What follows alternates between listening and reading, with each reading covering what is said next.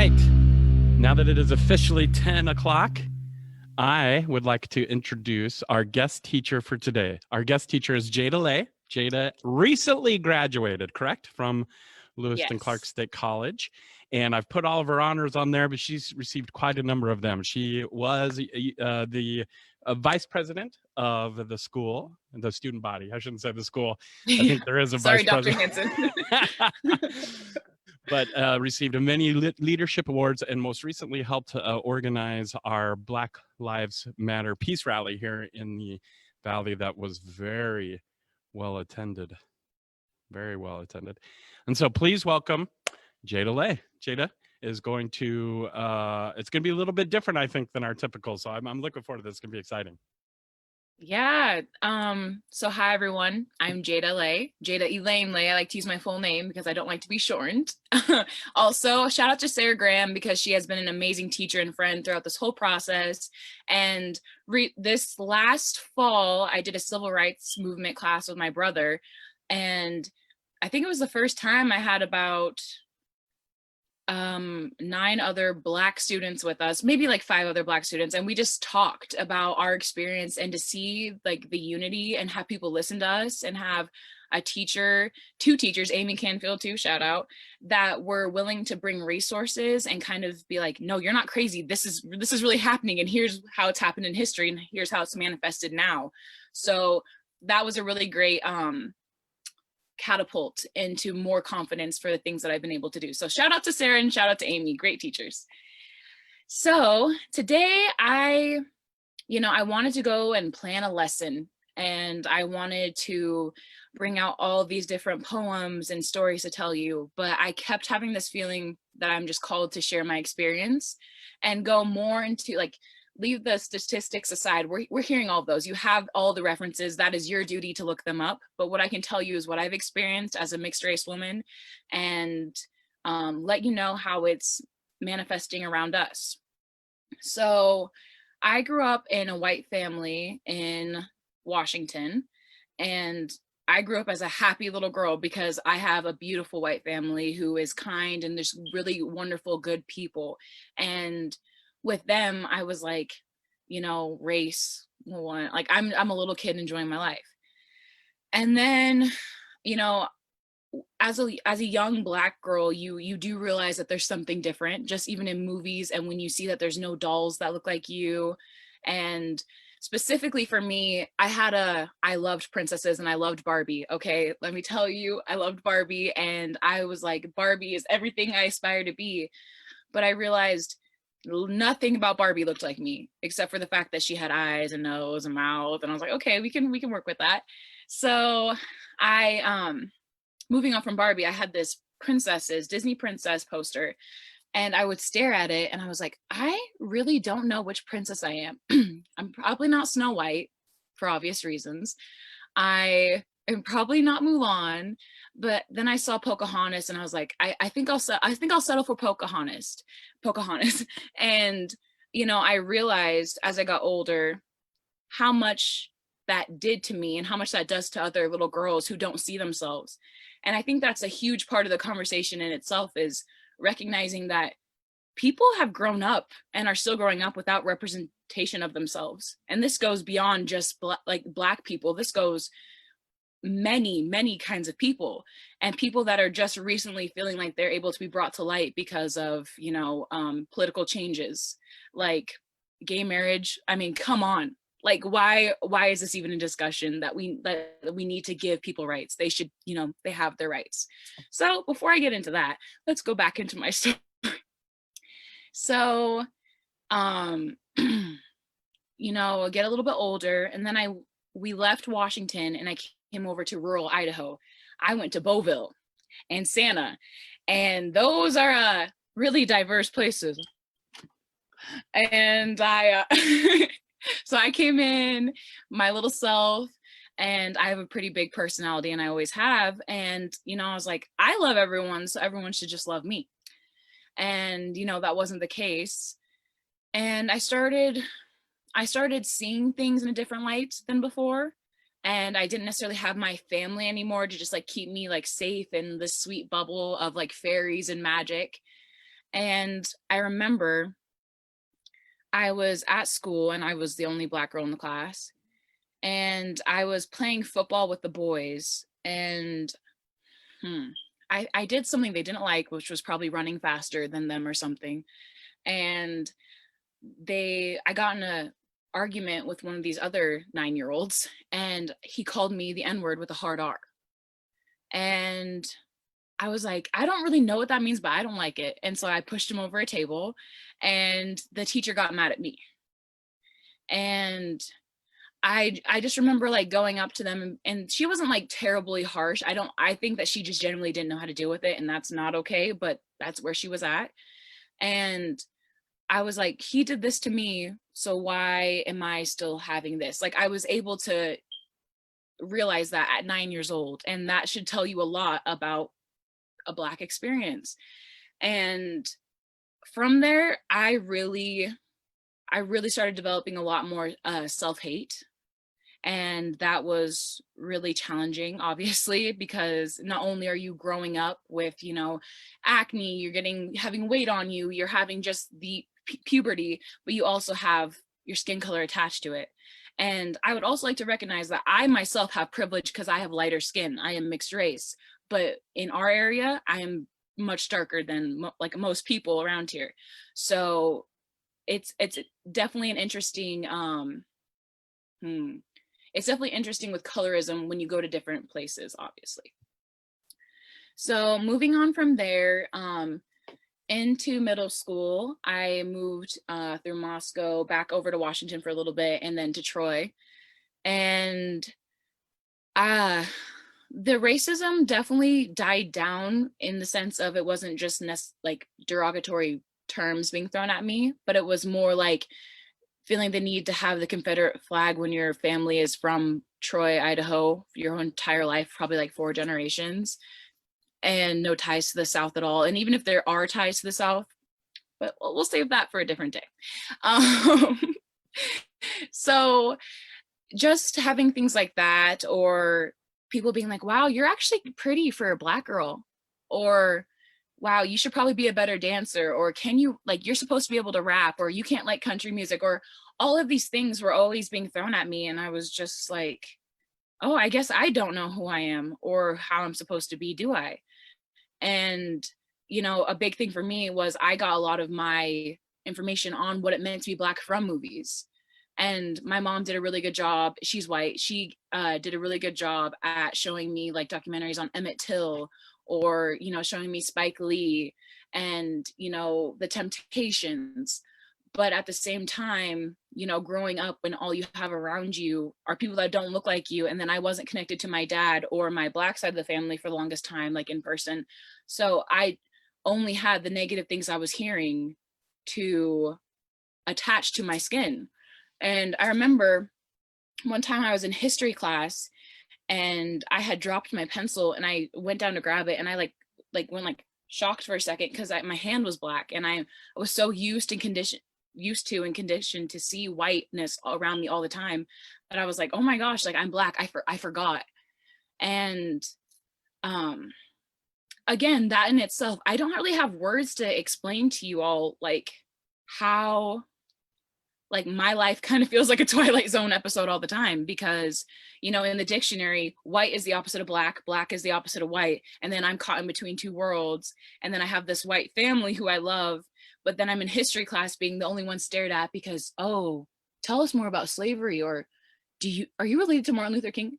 You better believe I said, yeah, Martin Luther King is like my great uncle, I think, or like Rosa Parks definitely is like a cousin. So I was definitely saying that all the time. But so moving forward, I started realizing I really wanted to understand more of my Blackness, because when I saw the documentary on Emmett Till, it really ruined me, because I think I was probably around 15, 14 when I saw that. And I was like, that's my age. That kid is my age. And he was brutally beaten and killed because he whistled at a white woman. And it's so interesting, again, going back to kind of like the discussion about slavery and having a white mom and white family. It's interesting to have these conversations when half of my family is white and I love them so much. That is why I stay away from generalizing. I think generalizing is the worst thing that we could do when moving forward, because we keep fighting fire with fire, and that just it will never work. It has never worked. Look at the books, look at history, and we can't continue to try to tear someone else down to build someone up. We need to recognize our faults as an entire world. And it's not just our country, it's the entire world. Yes, our country really needs some help.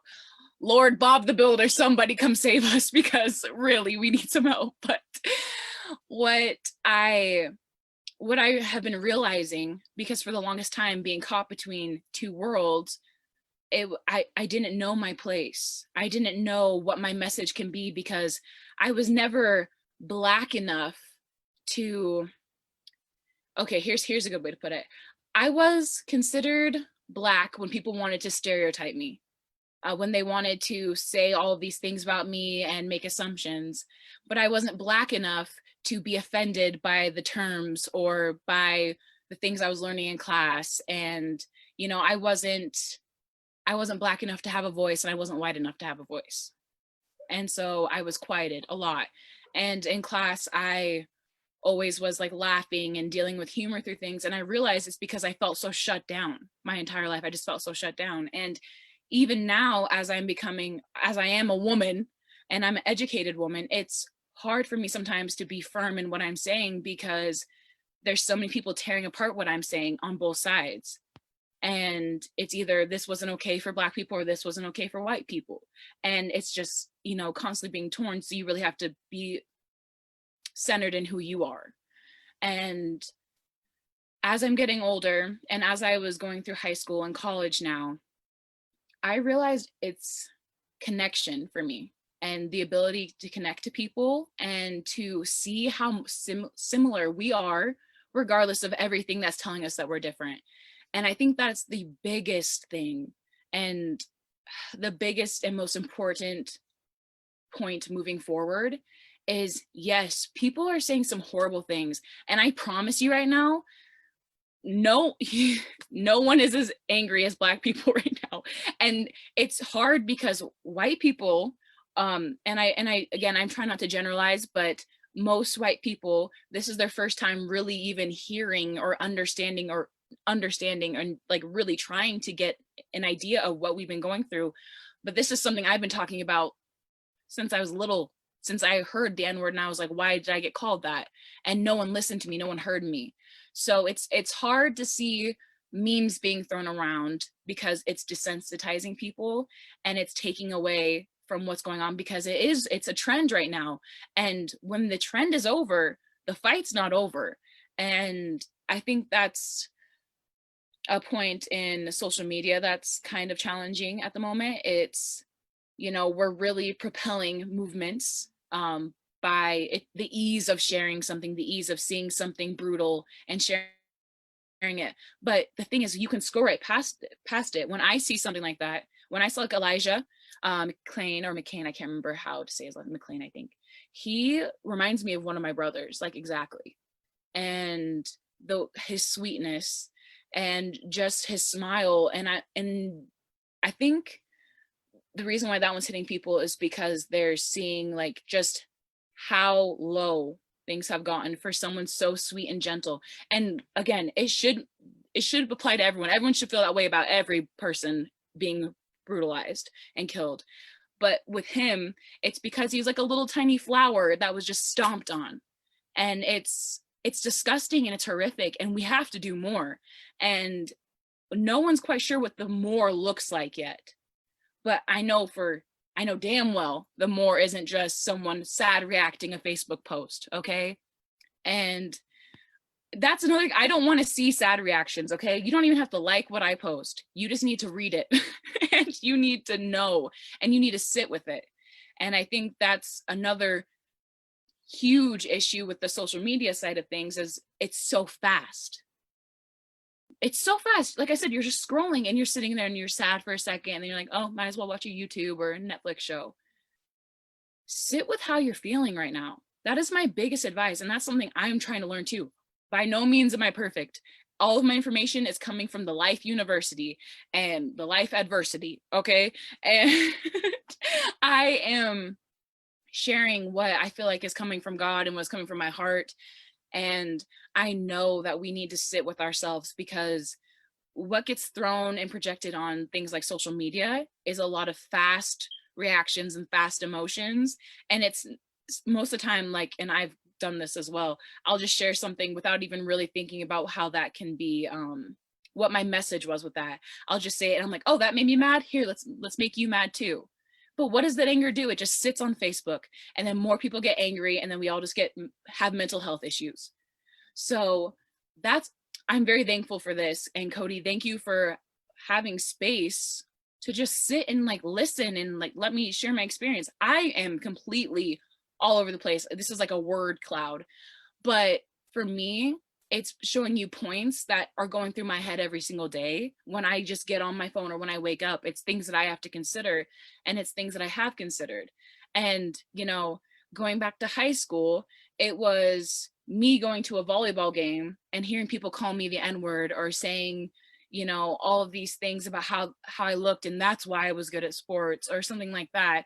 And then we had people say they would put a burning cross in our yard. And then we had other people be like, oh, I'm just sad we lost the game.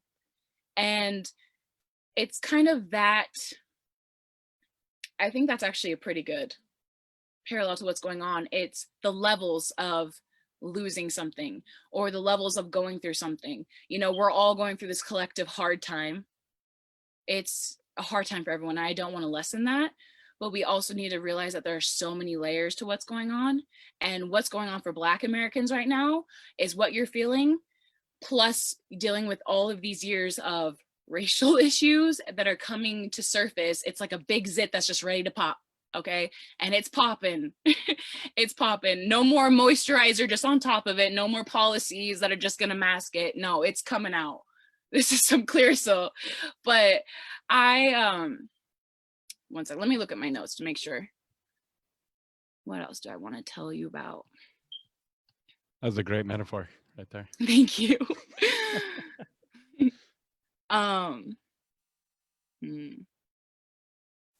Yeah.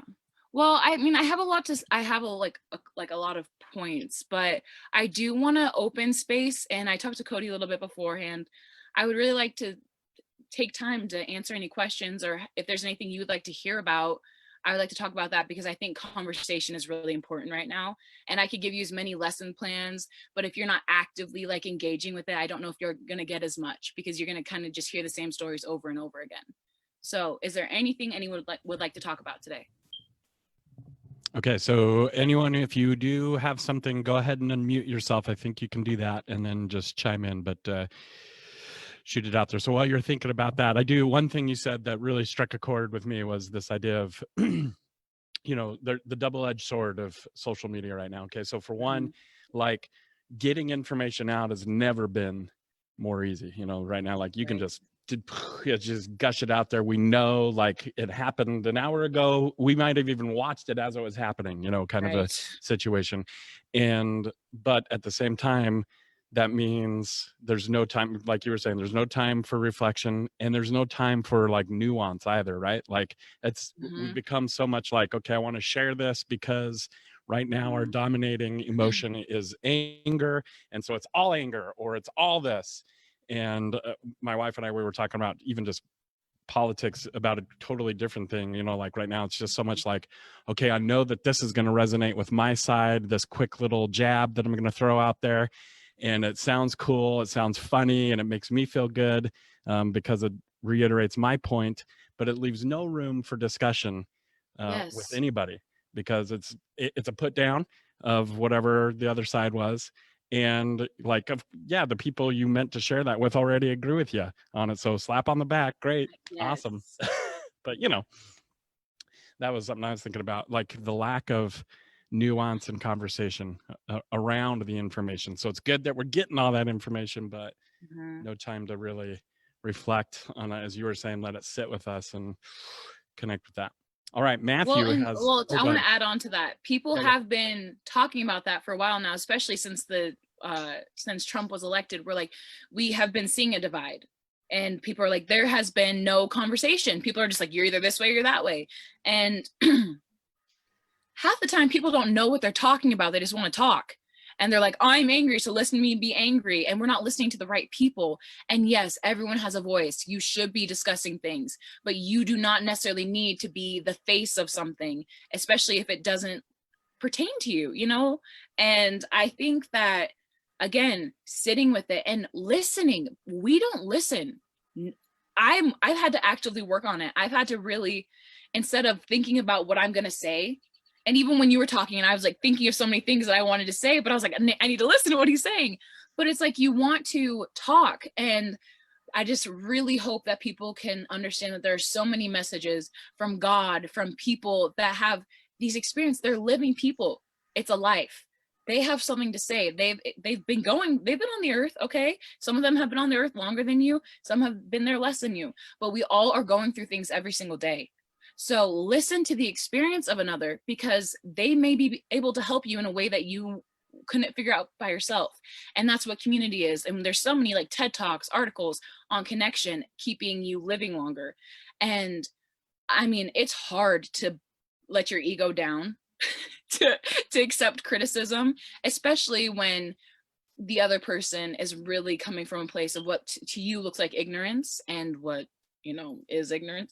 But there's still something to hear in their story. And let me tell you, I've had some very racist friends, you know, post some things and I'm just like, oh my gosh, you need to be smacked by the hand of God. Like someone just needs to just give you a little smack.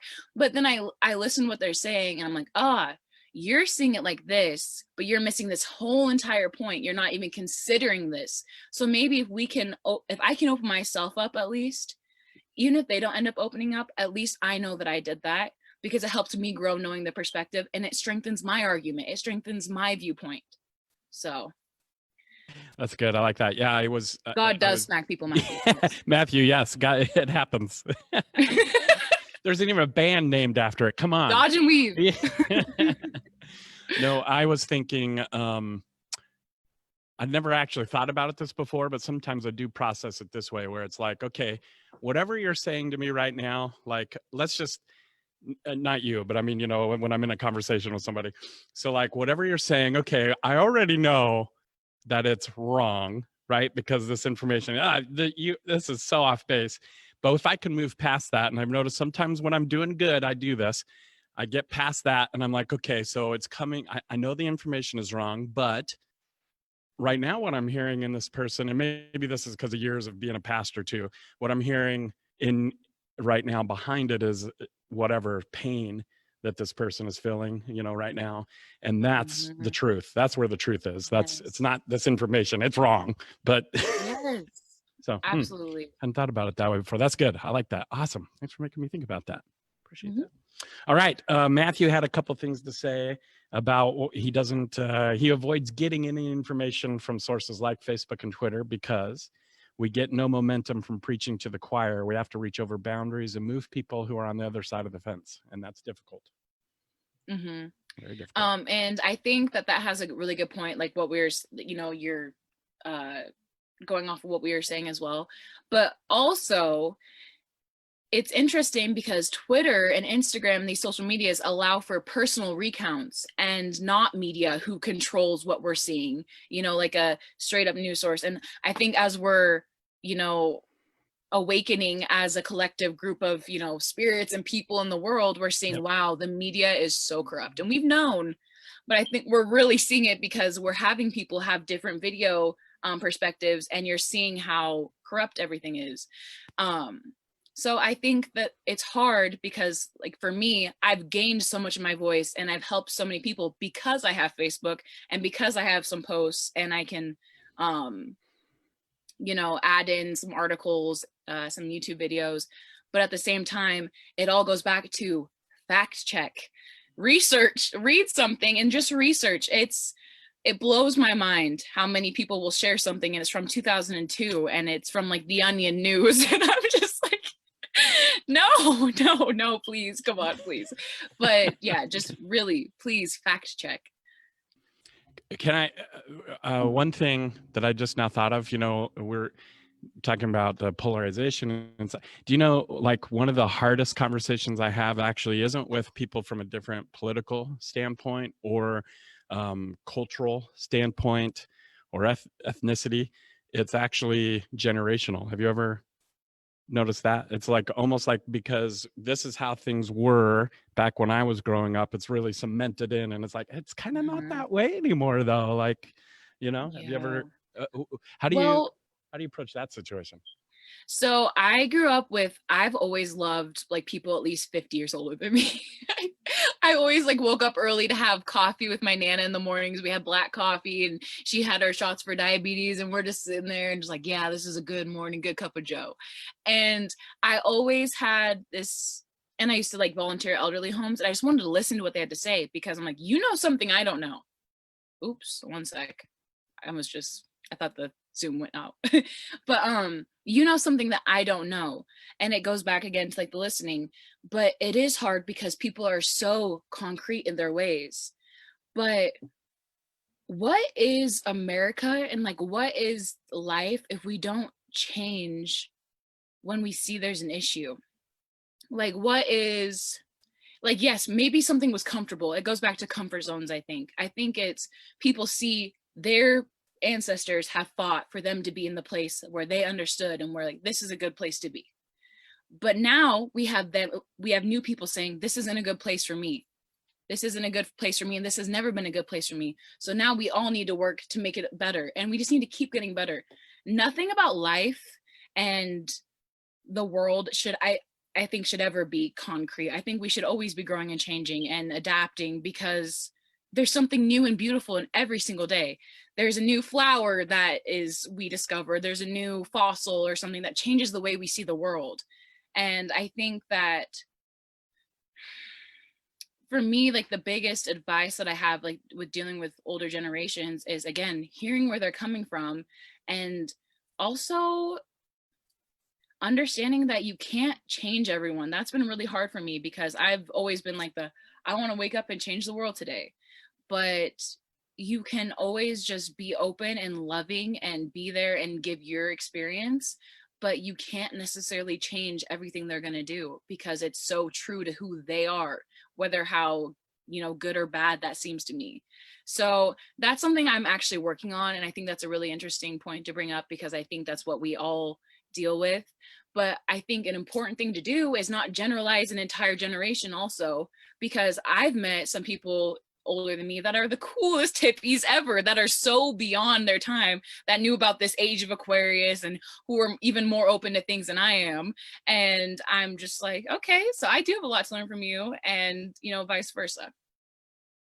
Absolutely. So I know that didn't really answer the question necessarily, but I think having that openness between each other, showing openness, kind of disarms everybody a little bit, I think. So yes. Okay, so nobody asked this question, but earlier this week somebody asked me, and I tried to explain as best I could what my thoughts were on it, but I want to hear what your thoughts are.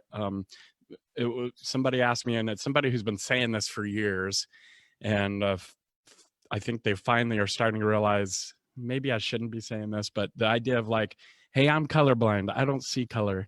Like, what's the well, so please. Like I get it for that person's like, I understand, they're like, look, we're the same, we're all the same. Okay, so there's some good there, but what's the danger in that? Why is that why was your reaction please to that? Because please. It's because you look at me and obviously you see my beautiful skin. Okay. You see my beautiful hair and you see my beautiful eyes, and I see you and I see a blue shirt and I see your beautiful skin and your beautiful hair. And, you see that on everyone. I see your nice red little jacket or blanket that I'm seeing. And to say that you don't see color, first of all, lessens your experience. And it implies that there's like this one, it implies that whiteness is the norm, because you're saying, because, oh my gosh, there's so many different ways to go with this. I'm trying to think of the best way to put it. I think what people need to recognize is not, people aren't asking you to be colorblind. My color is a part of me, and I think my color is beautiful. I love it. it's who I am, but it's what you associate with that color. And when you say you don't see color, it just totally disregards what you're associating with color. And it doesn't leave any space to have the conversation about the issues that you're having with, you know, the associations, the stereotypes, the profiling, all of it. It just totally throws away that entire argument and disregards what people have been saying in the fight. And I've been dealing with that a lot with spirituality and spiritual gaslighting, because I've had a lot of people be like, you create your own reality, you blah, blah, blah, blah, blah, blah. I'm like, in soul incarnations, I'm like, we have to realize just because something isn't real to you doesn't mean it's not real to the other person. And I think that's just really important. And interesting how it goes right back to listening, you know, just having empathy and compassion for other people and their experience. I realized that, especially within the last couple of years, I've grown a lot with learning more about the LGBTQ plus community, because I had a long way to go. I still have a long way to go with just learning more about the people who are different than I am, in the sense of how they just who they are, how they wish to live. And it's not just sexual preferences, it's anything. It's anything. Just how can I relate to you and how you want to see the world, and how can we find a common ground? And I think that will always be what I strive for. Yeah. So what I tried to say to the person was, it's not so much like, because when, you know, like, imagine if I said to you, hey, you know, everything that you brought with you as far, because the person I was talking to actually was big on their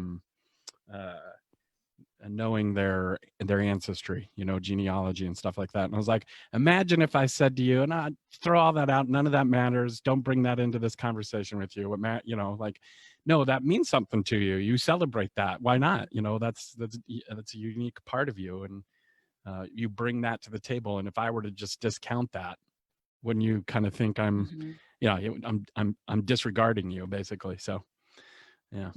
Which, and also recognizing that a lot of Black Americans cannot trace back their lineages because of slavery, and just because of documentation and all of that. So Blackness in itself is like an identifier for people, and just it's something so special because, you know, it goes into like Black culture, and then we go into cultural appropriation. So we'll say that for now, but just recognizing like these little privileges and everything. Yep. I like it.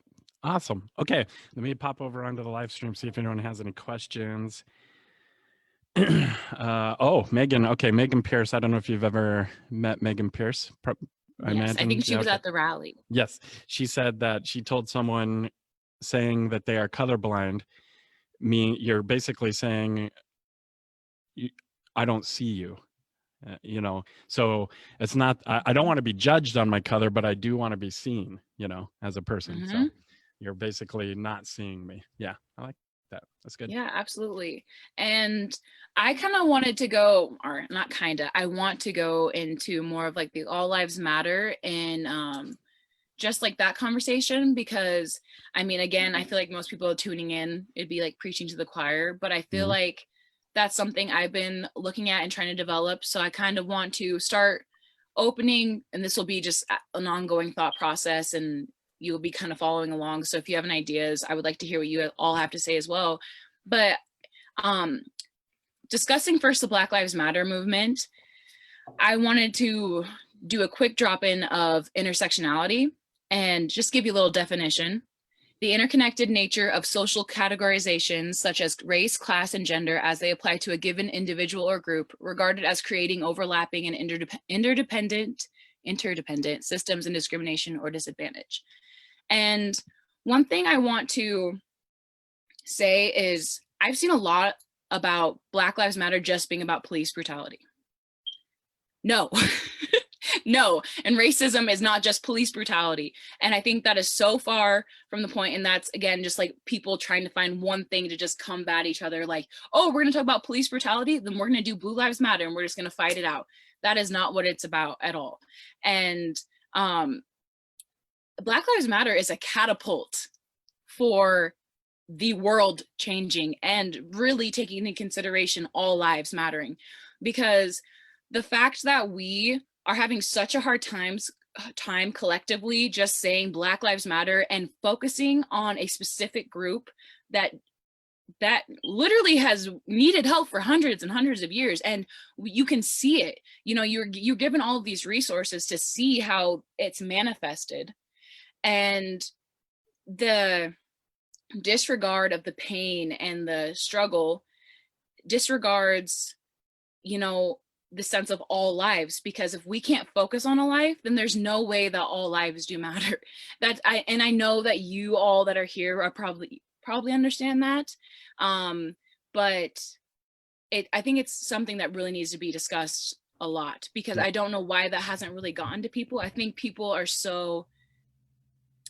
I think there's a lot of ego in it, and they're just like, well, it's just pride, and pride is an evil thing. Pride can be very evil because it puts blinders on people. And Black Lives Matter is a catapult for, you know, body positivity, for the LGBTQ community, and for whoever comes up. It has been the civil rights movement propelled caring for the environment, the women's movement, all of these things, like, and feminism. It's just, they all interconnect so much. And I just want people to understand that Black Lives Matter is an umbrella. And like, for me, I fight for everybody. I really do, because it's human rights and it's not political. It's human rights, and it's helping people have a better experience on Earth. Like, people need to really just let all of the things go that have, you know, been on Facebook and in our corrupt education system. Okay, let's just talk about that. Yeah, but but just understanding that if you take all that away, I'm a person who sweats, who cries, who laughs really hard. That's you too. And we're sitting here and we're on this rock in outer space, okay? And we're just trying to make the world more beautiful. So if we listen to people, we can continue to make it more beautiful and make it a little bit easier for the people after us, because the people before me definitely made it easier for me to be able to stand up and do what I did in Lewiston a couple of weeks ago. Right. And I'm so thankful for that. And I will be someone who makes it easier for the people after me. Awesome. So I am going to unmute Dr. Graham so she can ask her question to you. Okay. All right. Okay. All right, Dr. Graham, you're unmuted. Okay, thank you. So JeaDa, you mentioned earlier when you were telling your story that you developed self-hate really early on because of the racism you experienced and the microaggressions and things like that. How have you worked through that in your life? And what advice would you give to a young Black teenage girl in this area who's dealing with the same thing and that same kind of self-hate? Good question. And I'm going to sit with that for a second, because that puts me back, you know? So again, with the growing up, okay, being a Black woman, first of all, you see how women look at the pay gap. Okay, come on, people. And then we see the Blackness of me, and then I am also then women have to also deal with societal norms put on bodies, and Lord, that affects all of us. But there's so much tearing. That's something I realized. There was so much tearing me apart, and for the longest time I really was just like, you know what, I'm nothing. I don't matter. I allowed myself to really just get swept away with how people thought of me and how people at school, what they said about me. And it took me, I just started noticing all the love I give to everyone else. And then just how beautiful, like, I've always been someone who likes to just hug trees and collect rocks, you know, and I just realized there's so much love in everything I do, but I'm missing what it means to love myself. And I can't keep loving as much as I want to love if I can't love myself, because I'm the vessel for which the love comes through. And one thing that I would really recommend for teenage girls now would be to really switch up the media you're taking in. I unfollowed anyone like on social media that was making me feel bad about my body. And I started following a whole bunch of diverse bodies, and whether that was skin color, weight, stretch marks, whatever. I just followed people who didn't look like me and who did look like me, and people who made me see beauty in a different way. And just realizing that life is so much more than what, you know, how people say they see you. You know, it's how you see yourself, and it's focusing on the dreams that you have for the world and just aligning yourself with that. And, you know, I think that that's something that's so specific to every girl and every person in your journey.